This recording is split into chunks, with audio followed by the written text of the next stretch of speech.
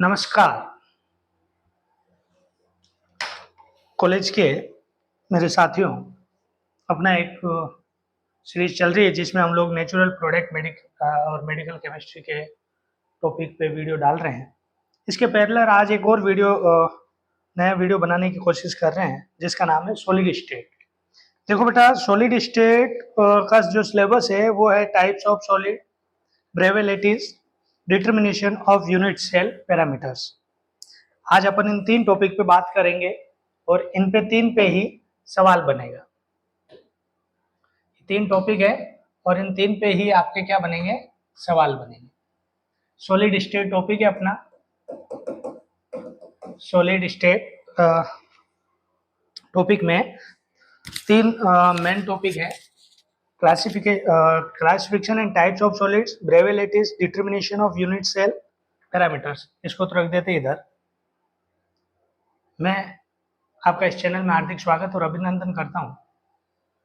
थोड़ा सा साथ दीजिए, आपको बहुत अच्छा कंटेंट देंगे। आप लोग इसको ज़्यादा से ज़्यादा सर्कुलेट करें और टेलीग्राम ऐप पर जुड़ें जिससे कि आपकी कोई क्वेरी हो तो आप उस पर भेज सकें। पहले इम्पोर्टेंट चीज़ ये है कि इसमें 3 सवाल, मतलब टोटल 10 सवाल आएंगे इस यूनिट से। सिर्फ इन 3 सवाल को आप लोग थोड़ा सा समझे मेरे साथ। इन 3 सवाल को यदि आप समझ लेते हैं एक बार, तो फिर आप आगे का वीडियो देखें। और आपको लगता है कि ये 3 सवाल हमें समझ में आए नहीं तो फिर आगे का ना देखें। इसलिए 3 सवाल समझे। पहला सवाल जो है वो टाइप्स ऑफ सॉलिड्स लिखा हुआ है, तो जो लिखा हुआ है उसी पे सवाल है। आरपीएससी की ये पहचान है। क्या पहचान है गुरुजी? जो सवाल उन्होंने सिलेबस में लिख दिया है उसी पे ही वो सवाल पूछते हैं। टाइप्स ऑफ सॉलिड्स है, तो टाइप्स ऑफ सॉलिड्स में 2 चीजें इंपॉर्टेंट होती है। एक तो होता है आपका अमोर्फस और एक होता है आपका क्रिस्टलाइन सॉलिड। 2 कंपाउंड्स होते हैं, 2 अलग अलग तरह के सॉलिड्स होते हैं। एक होता है अमोर्फस और एक होता है क्रिस्टलाइन। अब देखिए, आप लोगों को सीधा समझाने के लिए कि यदि किसी सॉलिड को आप कट करें, किसी भी सॉलिड को आप क्या करें, कट करें, और कट करने के बाद उस सॉलिड की जो सरफेस है वो स्मूथ आती है तो वो क्रिस्टलाइन है। और स्मूथ सरफेस नहीं आकर रफ आती है, ऐसे आती है, तो वो जो सॉलिड्स है वो आपका कैसा है, अमोर्फस सॉलिड है। इसके जो पैरामीटर्स है, इसके क्वेश्चंस है, इसके क्या क्वेश्चन पूछते हैं वो लैंग्वेज में आपको अभी सीधा पढ़ाऊंगा। लेकिन क्रिस्टलाइन सॉलिड शार्प होते हैं, जबकि अमोर्फस जो होते हैं वो शार्प नहीं होते हैं। क्रिस्टलाइन एनाइसोट्रोपिक प्रॉपर्टी शो करते हैं। बहुत इंपॉर्टेंट नाम बोल रहा हूं मैं। क्रिस्टलाइन जो है वो एनाइसोट्रोपिक शो करते हैं, जबकि जो अमोर्फस है वो एनाइसोट्रोपिक प्रॉपर्टी शो नहीं करते। आगे जो टॉपिक है, क्रिस्टलाइन जो है इनके फिक्स मेल्टिंग और बॉइलिंग पॉइंट होते हैं, जबकि अमोर्फस के melting and boiling point fix नहीं होते। रेंज में इनके मेल्टिंग एंड बॉइलिंग पॉइंट होते हैं। क्रिस्टलाइन सॉलिड जो है और इनके जो भी आगे चीजें आएगी वो मैं आपको बताता हूँ। तो पहला सवाल आपको समझ में आ गया। पहला सवाल क्या पूछेगा वो, टाइप्स ऑफ सॉलिड्स। ठीक है, ओके। दूसरा जो इंपॉर्टेंट सवाल है वो पूछेगा ब्रेवेलिटीज कितनी होती है। आरपीएससी ने 2014 वाले असिस्टेंट प्रोफेसर का जो पेपर हुआ था उसमें बहुत हल्का ही पूछ लिया था, 14 ब्रेवेलिटीज। ठीक है, लेटिस क्या होती है, क्या चीजें होती है, इसके बारे में आगे चलेंगे अपन। लेकिन सीधा सवाल पूछा हुआ है, 14 लेटिस होती है और 7 इनकी जो है मेनली प्रिमिटिव सेल्स होती है। इस पे एक आपका दूसरा इंपॉर्टेंट सवाल जो है वो पूछा गया है। और तीसरा जो है इनका हम लोग क्या करेंगे, क्लासिफिकेशन करेंगे यूनिट सेल का, कि एफसीसी में है, बीसीसी में है, एससीसी में है, एचसीपी में है, सीसीपी में है, किस में ये है। ये आज के हमारे 3 मेन टॉपिक होने वाले हैं, एचसीपी और सीसीपी, बीसीसी भी है। ठीक सर, तो ये मेन 3 सवाल है आरपीएससी में। इन्हीं 3 सवालों के आसपास कहानी बोली जाती है। तो मैं वापस आपका टाइम खराब करे बिना आपको कहना चाह रहा हूँ कि प्लीज आप लोग वीडियो को ज्यादा से ज्यादा देखें, सर्कुलेट करें, ग्रुप में जुड़े, सब्सक्राइब करें, जिससे कि हमें एक फोर्स मिले, जिससे हम आपको और अच्छा कंटेंट प्रोवाइड करवाने की कोशिश करें। देखो बेटा, हैंड राइटिंग का इशू हो सकता है। देखो, मैं फिर पहले वीडियो से अभी तक कहता आया हूँ कि हैंड राइटिंग का इशू हो सकता है, कंसेप्ट का नहीं। कंसेप्ट बहुत अच्छा समझाया जाएगा। और इस बार उस पार वाला कंसेप्ट तो है ही है, इस बार उस पार, ठीक है। जो बच्चा सीरियस है, जिसने पहले पढ़ रखा है अच्छे से, रिवीजन के पॉइंट ऑफ व्यू से वो पॉइंट देख रहा है, उसके लिए तो बहुत अच्छा वीडियो है। और जो बच्चा नया है, पहली बार एग्जाम दे रहा है आरपीएससी का, तो उसके लिए मेरे हिसाब से अमृत साबित होने वाला है, क्योंकि उसको सीधा कंटेंट मिल रहा है कि भैया कैसा सवाल डायरेक्ट पुटअप होता है वहां पर। ठीक, तो अब आपको मैं एक बात बताऊं कि जो सॉलिड्स होते हैं उनका फिक्स शेप, साइज और वॉल्यूम होता है। यही हम लोग 10th क्लास में पढ़ते थे, 9th में आज जब भी आपके पास था, ठीक है। अब इन सॉलिड्स को हम लोगों ने दो पार्ट में डिवाइड किया। एक हमने डिवाइड किया अमोर्फस सॉलिड्स, और एक हमने डिवाइड किया कौन सा, क्रिस्टलाइन सॉलिड्स, ठीक है। ये उल्टा हो गया, क्रिस्टलाइन सॉलिड्स। तो अमोर्फस सॉलिड्स क्या होते हैं, अमोर्फस सॉलिड जो होते हैं जैसे प्लास्टिक, ग्लास, वुड, ये जो है ये अमोर्फस सॉलिड्स है। सीधा क्वेश्चन भी पूछा जा सकता है कि अमोर्फस सॉलिड्स क्या होते हैं या क्रिस्टलाइन सॉलिड्स क्या होते हैं। तो क्रिस्टलाइन सॉलिड्स जितने भी क्रिस्टल सब्सटेंस है, NaCl के क्रिस्टल, जिंक के क्रिस्टल, जो भी क्रिस्टल होंगे वो आपके क्रिस्टलाइन सॉलिड में लिए जाएंगे। एक टॉपिक आता है एनाइसोट्रोपिक और एक होता है आइसोट्रोपिक। इस चीज को आप थोड़ा सा समझने की कोशिश करें। मान लीजिए हमने 1 2 3 4 5 6 जमाया, 1 2 3 4 5 6, 1 2 3 4 5 6, 1 2 3 4 5 6। इसके इस डायरेक्शन में जाने पर हमें सेम नंबर मिल रहे हैं, देखो 3 4 5 6। लेकिन आपके इस डायरेक्शन में जाने पर, इस डायरेक्शन में जाने पर, इस डायरेक्शन में जाने पर 1 के बाद 1 नहीं है। यदि आप किसी क्रिस्टल सब्सटेंस में एक्स वाई जेड किसी भी डायरेक्शन में जाते हो और उनके फिजिकल करेक्टर, मैं अभी आपको पढ़ाऊंगा, उनके physical character, dipole moment, electric property और एक्सेट्रा, यदि ये डिफरेंट आते हैं तो उसको बोलते हैं अपन एनाइसोट्रोपिक नेचर। और यदि सेम आते हैं तो उसको क्या बोलते हैं अपन, आइसोट्रोपिक नेचर। हमारे जो क्रिस्टलाइन सब्सटेंस होते हैं वो कैसे होते हैं, एनाइसोट्रोपिक होते हैं।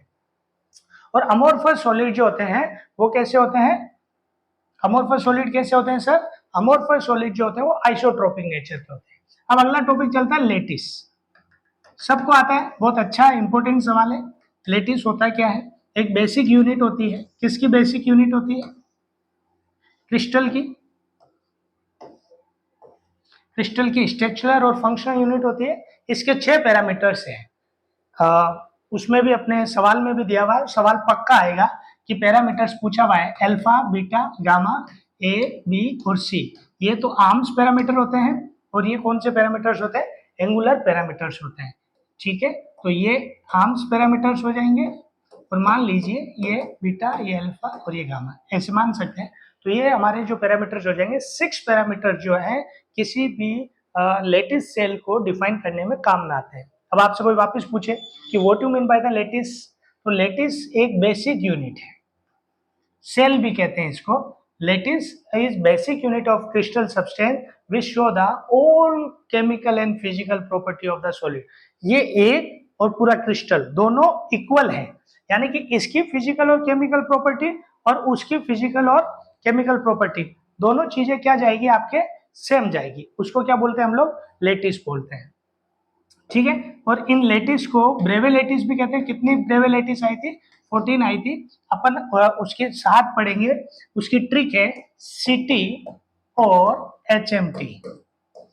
क्या है बेटा, ट्रिक है सीटी और HMT, cubic, tetragonal, orthogonal, rhombic, hexagonal, monoclinic and triclinic. इनके alpha, beta, gamma, A, B और सी। पक्का सवाल पूछा जाएगा यहाँ से, पूछता है। तो अपन ये टोटल 7 है, अपन अभी याद कर लेंगे इनको कि अल्फा, बीटा, गामा क्या होते हैं और ABC क्या होते हैं, कितने डिग्री का एंगल है, कितने का एंगल नहीं है। इससे हमारी ये क्या चार्ज हो जाएगी, लेटिस तैयार हो जाएगी। तो इस प्रकार से छोटा ही वीडियो बनाते हैं, ज्यादा बड़ा वीडियो बनाने से आप लोग देखेंगे उन्हें कॉलेज के विद्यार्थी हो, समझदार भी हो, बेवकूफ कितना बना सकते हैं। इसलिए जो आपके काम की चीज है जो वास्तविकता में आपको अच्छे नंबर गेन करवाएगी आरपीएससी में, वही कंटेंट डिलीवर कर रहे हैं आपके लिए। तो आप थोड़ा कोशिश करें, बहुत कम टाइम बचा है। यदि आप ज़्यादा लोगों से जुड़ेंगे तो ज़्यादा लोगों तक ये चीज़ें पहुँचेगी। ठीक है सर। तो हम लोग आते हैं सीधे एनसीईआरटी पर। ये अपना एनसीईआरटी का टॉपिक है। इसमें सॉलिड स्टेट आप देख पा रहे हैं सीधा। अब ये जो सॉलिड स्टेट है, इसको हम लाइन टू लाइन एनसीईआरटी से पढ़ लेते हैं बेटा, जिससे कि आप लोगों को किसी प्रकार की दिक्कत नहीं हो। क्लियर? Okay, done. ठीक है, ये है हमारा चैप्टर सॉलिड स्टेट। सॉलिड की डेफिनेशन से कोई मतलब नहीं है। टाइप्स ऑफ सॉलिड्स आपको पढ़ना पड़ेगा। करेक्टर भी पढ़ना चाहो तो पढ़ लो कि सॉलिड के क्या क्या करेक्टर होते हैं। तो इनका डेफिनेट मास होता है, वॉल्यूम होता है, शेप होता है, अपन ने बात की थी। इनका इंटरन्यूक्लियर डिस्टेंस जो होता है वो कम होता है। इंटर मोलिकुलर जो फोर्स होता है वो ज़्यादा होता है बेटा रवि। और इनके जो पार्टिकल्स होते हैं, एटम, मॉलिक्यूल, आयन, वो फिक्स पोजीशन होते हैं। दे ओसिलेट, मतलब वो केवल ऐसे ओसिलेट हो सकते हैं मेन पोजीशन के थोड़े इधर उधर, ऐसा नहीं यहाँ से छोड़ के वहां चले जाएंगे। और इनकम्प्रेसिबल और रिजिड होते हैं, मतलब आप उनको जब प्रेशर दबाते हो तो वो कंप्रेस नहीं होते हैं, रिजिड होते हैं। ठीक है। अब इम्पोर्टेंट चीज है, solid can classify as a crystalline और अमोर्फस। ये इम्पोर्टेंट चीज है। मैं आपको फिर कह रहा हूँ, सवाल बनने वाला है कि अमोर्फस क्या होता है और क्रिस्टलाइन क्या होता है। तो मैं सीधा आपको यहीं पे ले जाता हूँ जहाँ से सवाल बनने वाला है। ये यहाँ से हम लोगों को इसको देखना है। ये देखो आप एक बार, ये रहा। बोलो सर, शार्प शेप कैसा होता है? डिफाइन होता है ज्योमेट्री। इसकी कैसी होती है? इरेगुलर होती है। मेल्टिंग पॉइंट, इनका फिक्स मेल्टिंग बॉइलिंग पॉइंट होता है, जबकि इसका ग्रेजुअली मतलब थोड़ा सा वेरिएशन में चलता है। क्लीवेज प्रॉपर्टी मैंने आपको बताया था, कट करने पे स्मूथ आती है, जबकि कट करने पर इस पे कैसे आता है? इरेगुलर मान लीजिए, या कैसा मान लीजिए? रफ सरफेस मान लीजिए। क्या कहेंगे इसको? रफ सरफेस मान लीजिए। ये स्मूथ है। ठीक है।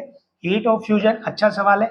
इसका जो हीट ऑफ फ्यूजन है वो फिक्स है, डेफिनेट, मतलब एक फिक्स पोजीशन पर है, जबकि उसका फिक्स नहीं है। एनाइसोट्रोपिक, मैंने अभी अभी आपकी बात की थी कि ये एनाइसोट्रोपिक नेचर का है, जबकि ये कैसा है? आइसोट्रोपिक नेचर का। ये बहुत इंपॉर्टेंट टॉपिक है, ये बहुत इंपॉर्टेंट सवाल होने वाला है। ठीक है। इनको ट्रू सॉलिड्स कहते हैं और उनको फॉल्स सॉलिड्स कहते हैं। इसमें आप इनको सूडो भी कह सकते हो, सूडो सॉलिड्स या सुपर कूल लिक्विड। ये आया हुआ क्वेश्चन है, आरपीएससी में आया हुआ क्वेश्चन है। ठीक है। इनका जो ऑर्डर होगा वो लॉन्ग रेंज ऑर्डर होगा, और इनका जो ऑर्डर होगा वो कैसा होगा? शॉर्ट रेंज ऑर्डर होगा। Clear? Amorphous solids, useful material, glass, rubber, plastic, find the many application, ये और वो। ठीक है। अब मैं आपको एक बार वापस समझा देता हूँ कि ये आइसोट्रोपिक और एनाइसोट्रोपिक नेचर क्या होती है। क्रिस्टलाइन सॉलिड जो है, इनका sharp melting and boiling point लिखा हुआ है, इसमें मेल्टिंग पॉइंट लिखा है, होता है। ये जो टॉपिक है, ये वाली, ये जो प्रॉपर्टी है आपकी, ये प्रॉपर्टी आपको आइसोट्रोपिक और एनाइसोट्रोपिक को शो करती है। मतलब आप किसी भी डायरेक्शन में जाते हो तो यदि अलग अलग प्रॉपर्टी आए तो वो एनाइसोट्रोपिक है, और बेटा सेम प्रॉपर्टी आए तो कौन सी हो जाएगी रवि? आइसोट्रोपिक नेचर हो जाएगी। ठीक है। और ये हमारा क्या हो गया है? क्रिस्टलाइन अमोर्फस का ये। तो आप समझ पा रहे हैं? एक सवाल पक्का आ रहा है आपका। सवाल क्या आएगा? सवाल ये आएगा, क्रिस्टलाइन क्या होते हैं, अमोर्फस क्या होते हैं। नॉन क्रिस्टलाइन कह दीजिए, सूडो क्रिस्टलाइन कह दीजिए, ये वो चीज हो जाएगी। अब अपना इसका दूसरा जो सवाल है वो लेटिस पर है। लेटिस पे आपको alpha, beta, gamma, A, B और सी याद रखना है। एक चीज, सी टी और एच एम टी। ट्रिक है ये, सी टी और एच एम टी। ये ट्राई क्लिनिक है। इसको आपको याद रखना है, alpha, beta, gamma, A, B और सी कोई भी इक्वल नहीं है। ट्राई क्लिनिक में कोई भी इक्वल नहीं है, जबकि क्यूबिक में अल्फा बीटा गामा इक्वल है 90 डिग्री के, और ए बी सी भी क्या है, इक्वल है।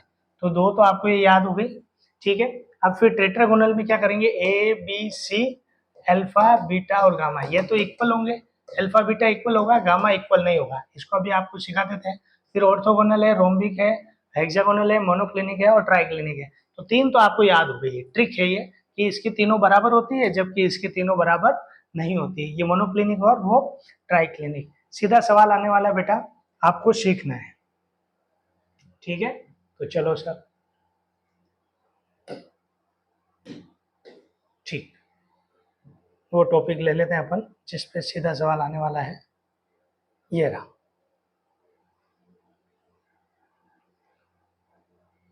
आरपीएससी ने कितनी बार इसको पूछा है और पूछेगा, ये रहा। Cubic, primitive body, BCC, FCC, तीन चीजें होती है क्यूबिक में, ये भी याद रखेंगे। अपन टोटल 14 कैलकुलेट करेंगे, A B C alpha beta gamma 90, NaCl zinc blende और कॉपर, ये चीज आपको आनी चाहिए, ठीक है। दूसरा क्या है, टेट्रागोनल, इसमें दो होती है। देखो मैंने अभी बात की थी अपने कि इसमें वो अपन ने शायद थोड़ा सा मिस्टेक कर दिया, ये इक्वल नहीं होता है और ये सारे क्या होते हैं, इक्वल होते हैं। फिर अपन ने ऑर्थोरोम्बिक पढ़ रहे हैं, इसमें कोई भी इक्वल नहीं है, उधर के 90 इक्वल है, तो सीटी और हो गया। और तो अब आ गया हेक्सागोनल। हेक्सागोनल में क्या हुआ बेटा, ये इक्वल नहीं है, ये 90 और 120 डिग्री है। रोम्बिक में देखो ये प्रिमिटिव है, अल्फा बीटा इक्वल है जबकि इसमें 90 के इक्वल कोई भी नहीं है। और ट्राइक्लिनिक, मोनोक्लिनिक और ट्राइक्लिनिक देखो इसमें कोई भी इक्वल नहीं है, इसमें दो इक्वल है। और ट्राइक्लिनिक में देखो बेटा ये चीज़ है। तो ये आपको टोटल सीधा आना चाहिए। मैं आपको फिर कह रहा हूँ, देखो ट्राइक्लिनिक एक है, मोनोक्लिनिक दो है। सीधा सवाल बनेगा, मोनोक्लिनिक कितनी होती है, रोम्बिक जो है वो एक है, हेक्सागोनल एक है, ये ऑर्थो जो है वो चार है। टेट्राहेड्रल का ज्यादा कर दो आप, ये तो तीन दो पाँच और तो तीन, पाँच और चार नौ, 10, 10 और एक 11, 11, 12, 12 और दो 14, टोटल ये 14 यूनिट्स हैं जो ब्रेवे यूनिट्स कहलाती है। आपको ये स्टेबल से पक्का सवाल मिलने वाला है। इस टेबल को आप थोड़ा सा देख लें, बार बार RPSC first grade, second grade, third grade, इनमें कितनी बार ये सवाल पूछे हुए हैं और यहीं से सवाल बनते हैं। तो यदि आप ये चीज़ें सीख लेते हो तो फिर आपको मैं ये चीज़ दिखा देता हूँ एक बार, पैरामीटर्स। ये पैरामीटर्स हैं अपने क्रिस्टल लेटिस के, क्रिस्टल लेटिस यूनिट सेल, ये वाले। इसमें फिर अपन बीएससी लेवल का जो स्टेनो का रूल है, गोनियोमीटर है, और वो दूसरा जो इंटरसेप्ट का रूल है वो भी पढ़ेंगे। लेकिन अभी ये तीन जो पैरामीटर्स हैं, ये देखिए आप, ये बी है, ये ए है, ये सी है, ये अल्फा है, ये बीटा और ये गामा है। तो ये आपको तीन एंगल आपको आने चाहिए, angle between the alpha beta, मतलब ये भी याद रखना बी और सी के बीच में अल्फा है और ए और सी के बीच में बीटा है, और गामा जो है वो ए और बी के बीच में, ये आपको समझ में आना चाहिए, हम लोग गलती ना कर दें। देखो क्या कह रहे हो, ये ए, ये बी और ये सी, तो ए और बी के बीच में आपको गामा बनाना है, बी और सी के बीच में आपको अल्फा बनाना है, बी और सी के बीच में अल्फा, और ये किस में बनाना है, बीटा बनाना है, ठीक है। और बाकी ये सेल्स हैं, इनके बारे में अपन डिटेल में बीसीसी, एफसीसी, इनके बारे में बाद में बात करेंगे। अभी सिर्फ आपको ये समझ में आ रहा है और इसको समझना बहुत ज़रूरी है। यदि आपको ये आ जाती है वेल एंड गुड है, नहीं आती है तो आप एक बार और वीडियो को देखें। कुछ चीज़ आपको सुझाव देना है तो आप टेलीग्राम पर अपना ग्रुप जुड़ा हुआ है उस पर जुड़े, उसमें आप मैसेज करें जिससे कि हमको समझ में आए कि भैया आप क्या कहना चाह रहे हैं, ठीक है। तो ये बेसिक चीज़ें हैं। कल जब अपन इसका दूसरा वीडियो लाएंगे, या उधर कार्बोहाइड्रेट और उसका भी वीडियो लाना है, कार्बोहाइड्रेट हो गया, प्रोटीन के बाद न्यूक्लिक एसिड भी हो गया, हमारा फैट और एल्कलॉइड्स वगैरह, उसका भी वीडियो लेके आ रहे हैं और इसका भी ला रहे हैं। तो ये दोनों पैरेलल चलेंगे। सवाल में तैयार कर रहा हूँ, अब तक आए हुए जितने भी पेपर हुए हैं आरपीएससी के, उनको अपन तैयार कर लेंगे। तो आज के लिए मेरे हिसाब से इतना ही। 3 सवाल मैं फिर रिवाइज करवा देता हूँ। सवाल नंबर पहला जो है बेटा, वो आपके आएगा कि क्रिस्टलाइन क्या है, अमोर्फस क्या, उनमें दोनों में डिफरेंस आ सकता है। दूसरा सवाल आएगा ब्रेवे यूनिट्स कितनी होती है। ब्रेवे यूनिट्स 14 होती है। आरपीएससी ने पहले भी इसके बारे में पूछा हुआ, अभी पूछे। प्रिमिटिव्स कितनी होती है, 7 होती है। ऑर्थो में 4 होती है, आपने पढ़ा था। ट्राइक्लिनिक 1 होती है, वो सारी चीजें। और एक इनके पैरामीटर्स पे आता है, alpha beta gamma A B और सी। इस प्रकार से ये टॉपिक है, इससे ज़्यादा कुछ आएगा नहीं। 3 सवाल इसमें से फिक्स है, ऐसे ही आते हैं।